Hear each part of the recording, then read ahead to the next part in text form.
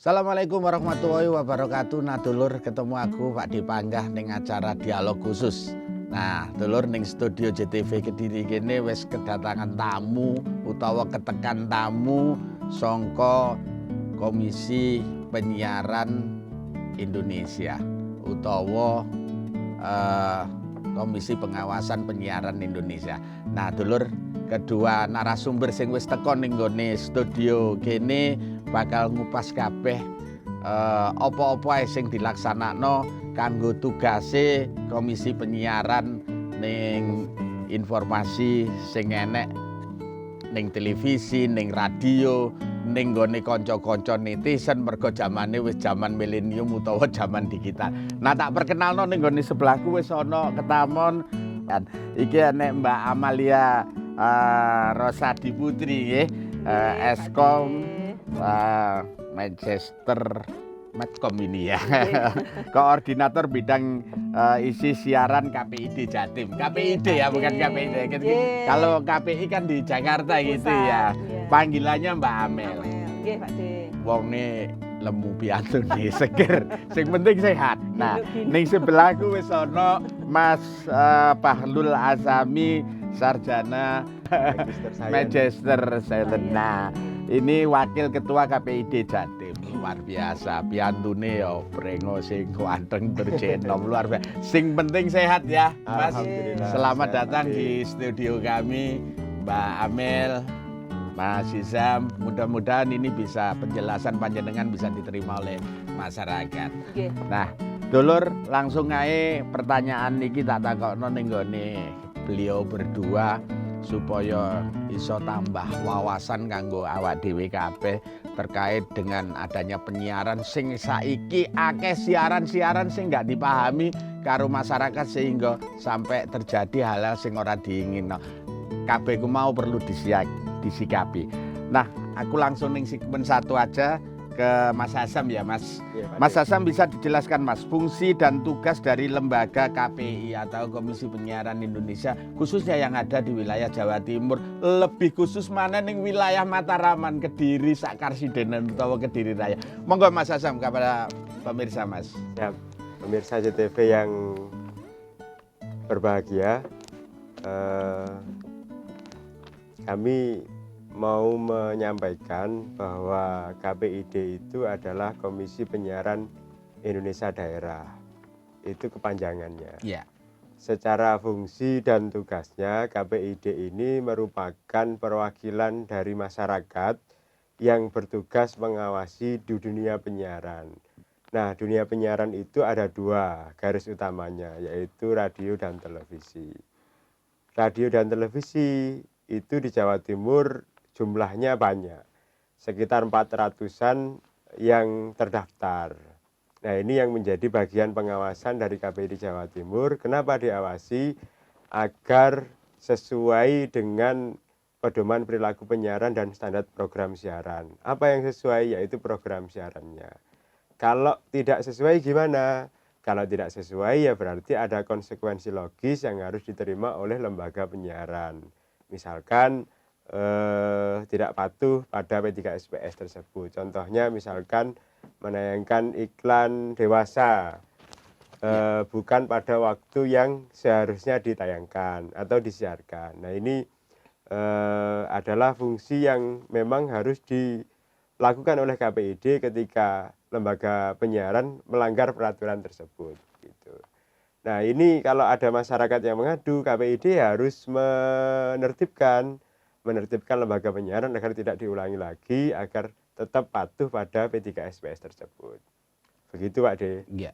Mas Hizam, seperti yang jenengan utarakan tadi, misalnya sebuah iklan yang tidak patut ditonton oleh pemirsa yang di tingkat anak-anak, itu suatu contoh orang merokok begitu itu ya, Mas, betul, atau iklan-iklan rokok. Nuwun sewu pabrik rokok ya aja tersinggung. Panjen nek rokok panjen ya gak oleh iklan siang begitu ya, Mas. Ya, boleh, nah, itu sejauh ini cara penegurannya terhadap kepada televisi atau radio yang bersangkutan bagaimana, Mas? Monggo Mas, pemirsa Mas. Sejauh ini yang dilakukan oleh KPID, kalau misalkan ada lembaga penyiaran yang melanggar, yang pertama diberikan teguran. Teguran pertama, teguran kedua, Kemudian ada sanksi administratif lainnya, misalkan yang disanksi adalah program acaranya yang melanggar. Ya. Tentu tidak hanya kaitannya dengan merokok tadi, misalkan ada seperti reportase, misalkan memberitakan, menyiarkan tentang atlet Kecelakaan misalnya gitu ya. atlet Ya, renang atlet. misalkan, atau kecelakaan. Kalau renang misalkan yang atletnya adalah seorang perempuan, terus kemudian seorang kameramen, kemudian Vulgar gitu ya memberikan gambarnya ya, gambaran yang misalnya ya. vulgar, itu menjadi tampilan yang kurang pantas dinilai oleh masyarakat. Nah, sehingga hal-hal yang demikian itu perlu kita tindak lanjuti untuk memberikan teguran. Kenapa? Agar tidak diulangi lagi oleh lembaga penyiaran. Kemudian katakanlah kalau terjadi kecelakaan Nggih. yang sampai menimbulkan gambarnya itu tidak ada sensor internal, tidak ada pembluran di internal televisi misalkan. Nah, ini yang berdampak pada kengerian di masyarakat, maka ini jelas menjadi pelanggaran terhadap P3SPS tersebut, sehingga yang dilakukan oleh KPID juga memberikan teguran. Hal demikian menjadi pembelajaran setiap program acara di dalam stasiun televisi maupun radio agar selalu introspeksi, selalu menjadikan setiap pelanggaran itu menjadi pelajaran agar tidak terulang lagi di kemudian hari begitu. Sehingga pemirsa bisa nyaman untuk menyaksikan. Sehingga pemirsa benar-benar bisa menikmati, nyaman, mendapatkan gambar dan tayangan yang terbaik, mendapatkan program siaran yang memang benar-benar bisa menginspirasi, memberikan pencerahan, bisa menghibur. Ya, banyak yang bisa dihasilkan dari program siaran yang diproduksi oleh televisi itu sendiri, radio. Baik, Mas Isam, matur nuwun pemirsa. Rupane saiki masih awal dialog khusus iki iso awak dhewe tambah pengalaman.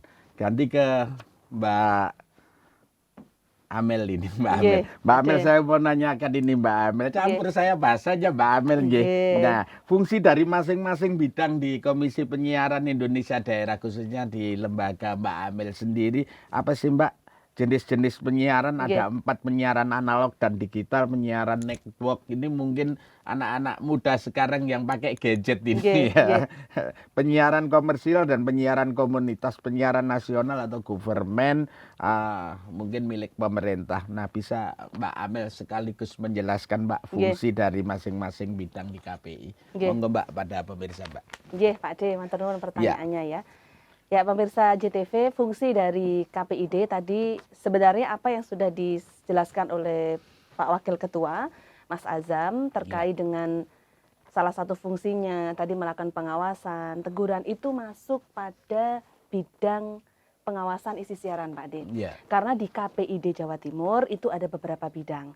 Yang pertama, seperti bidang saya adalah bidang pengawasan isi siaran, kemudian ada lagi bidang literasi media. Ya, terus yang selanjutnya itu ada bidang kelembagaan, terus yang terakhir itu ada bidang perizinan. Nah, yang tadi sempat disinggung oleh Mas Azam terkait dengan awas-awas. Nah, itu berarti mengawasi, Mas. Mengawasi siapa? Dan wewenang KPID itu mengawasi televisi dan radio ini yang sudah berizin, Pak D. Ya. Jadi yang sudah legal, ya, seperti JTV dan yang lainnya. Sekitar kurang lebih ada 400 lembaga penyiaran televisi dan radio yang ada di Jawa Timur, itu yang menjadi objek dari pengawasan kami. Itu adalah fungsi di bidang pengawasan isi siaran. Nah, nanti setelah diawasi, lalu yang diawasi itu apanya? Yang diawasi adalah program siarannya. Acaranya Pak D. Acaranya itu seperti apa? Kemudian tadi juga sempat disinggung ada iklan di dalamnya, itu juga menjadi pengawasan kami. Lalu yang menjadi acuan untuk mengawasi itu apa? Nah, yang tadi sempat disinggung juga adalah P3SPS. Nah, di bidang isi siaran ini Pak D, khususnya dan umumnya di KPID itu punya aturan selain Undang-Undang Penyiaran 32 nomor 2002, turunannya ada P3SPS. Nah, ini sering sekali kita lakukan sosialisasi Pak D, itu bisa dibilang saya selalu menyampaikan kepada teman-teman, P3SPS itu adalah kitab sucinya lembaga penyiaran. Nah, itu Pak D, kitab suci. Sosialisasinya itu kan, kemana aja Mbak yang disampaikan ini, ke Kominfo atau ke pengawasan itu sendiri, Mbak? Monggo, Mbak. Kalau sosialisasinya ya kita tujukan Ya. kepada lembaga penyiarannya ya, Pak Oke. De, lembaga penyiaran baik televisi atau radio. Karena yang melakukan proses produksi, melakukan siaran kan lembaga penyiarannya. Betul. Jadi nggih. biar ada aturan. Jadi P3SPS itu adalah aturan, pedoman, boleh nggak ya disiarkan jam sekian, acaranya itu harus seperti ini. Oh, tidak boleh loh ya mengungkapkan kata-kata kasar dalam salah satu program acara siarannya. Nggih, Terus nggih. kemudian saya merangkumnya itu 5S Pak De ya. Ya. Kalau di bidang isi siaran itu 5S racun siaran. Ini yang tidak boleh disiarkan oleh lembaga penyiaran. S yang pertama, jadi rangkuman dari buku Nggih. P3SPS tadi. S pertama adalah saru. Saru. Pun nggih. jadi sedoyo ya, semua Yang siaran saru-saru pokoknya nggak saru-saru boleh, Pak De nggih. ya, ini yang Nggih. paham nanti Pak Nggih. De. Dan yang kedua adalah sara, tayangan Oh, yang nggih. pokoknya Suku, mengandung ras suku, agama ras dan ya, agama. nggih. Kemudian sihir ini juga berbahaya Pak De, tidak boleh karena ada aturan jam Nggih, yang nggih, harus nggih, ditayangkan ya. Karena sebenarnya apa? Semangat undang-undang penyiaran ini adalah untuk melindungi anak-anak. Yang keempat, selain tadi saru, sara, sihir, sadis. Oh, Oke, nah, sadis. itu tidak boleh ya, berdarah-darah dan Nggih. seterusnya. Yang terakhir adalah siaran partisan dan ilegal.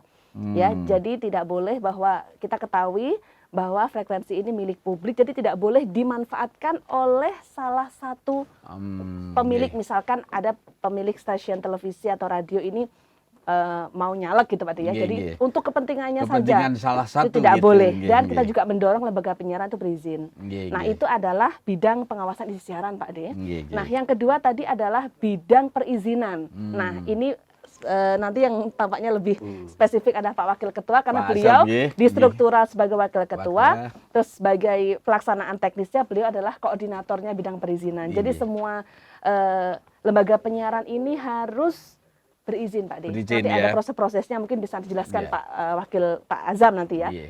Kompetennya di situ. Nah, yang ketiga adalah bidang literasi media, ada Pak Gandhi Pak De. Nggih. Ya, kita ada 7 komisioner. Ya, jadi KPID itu punya 7 komisioner, 2 di antara kita, yang 5 masih bertugas di tempat yang lain. Sementara nggih. dalam pelaksanaannya KPID dibantu oleh staf dari Dinas Komunikasi dan Informatika Pemprov Jawa Timur, Pak De. Termasuk Pemkap dan Pemprov. Betul, nggih. di seluruh Provinsi Jawa Timur. Literasi media Nggih. ya bagaimana tugasnya nanti bisa Nggih. memberi literasi, itu ada Pak Gandhi. Kemudian yang terakhir adalah bidang kelembagaan Pak De ya. Iya. Bidang yang keempat di KPID itu ada Pak Eko Rinda, koordinatornya ya, yang mencoba untuk sosialisasi ke masyarakat lebih dekat. KPID itu seperti apa, tugasnya apa. Kadang kan masyarakat masih belum paham toh Pak De ya. KPID itu opo toh nek endi nah. Karena Nah, banyak nanti- yang Nah, nanti KPID itu opo, KPID itu Lah, bagaimana? Betul. Kita jeda dulu sejenak. Oke. Mbak Amel dan Mas Iya. Azam, kita ada yang mau lewat. Monggo Mas.